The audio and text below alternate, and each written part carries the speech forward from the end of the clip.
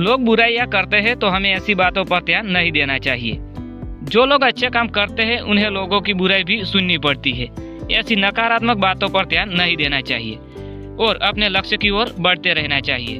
एक बार की बात है, एक संत अपने शिष्य के साथ गांव में रुके। कुछ ही दिनों में नए संत की ख्याति आसपास के क्षेत्रफल में फैल गई। उनके प्रवचन सुनने और दर्शन करने के लिए दूर दूर से लोग आने लगे। यह देखकर उसी गांव का एक अन्य पंडित परेशान हो गया। उसे लगने लगा कि इस संत की वजह से मेरे भक्त कम हो जाएंगे और मेरा जीवन यापन कैसे होगा। पंडित ने संत का दुष्प्रचार करना शुरू कर दिया। वह लोगों के सामने उस संत की बुराई करता था। एक दिन संत के शिष्य को यह सारी बातें मालूम हुई तो उसे बहुत गुस्सा आया।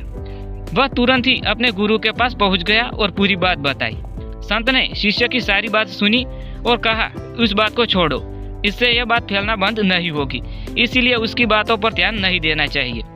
संत ने देखा कि शिष्य का क्रोध शांत नहीं हुआ।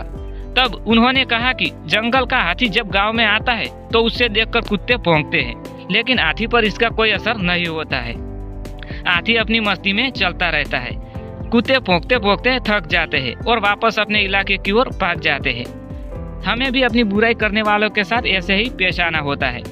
हमें सिर्फ अपना काम करना चाहिए, ईमानदारी से अपना कार्य करते रहना चाहिए और सत्य मार्ग पर चलना चाहिए। हमारे अच्छे काम ही ऐसे लोगों का मुंह बंद करा सकते हैं। इस प्रसंग से यह सीख मिलती है कि हमें दूसरों की नकारात्मक बातों पर ध्यान नहीं देना चाहिए। अगर हम भी दूसरों की तरह नकारात्मक व्यवहार करने लगेंगे तो अपने लक्ष्य से भटक सकते हैं।